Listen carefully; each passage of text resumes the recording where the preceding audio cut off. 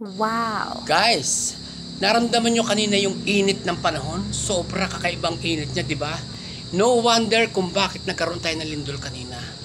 5.9 Oh my God! epicenter, Batangas area.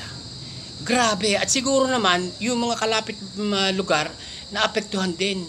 Nagugupit pa naman ako kanina, nasa service ako, yumayanig, di ba? Ramdam na ramdam. Ramdam na ramdam yung pagyanig.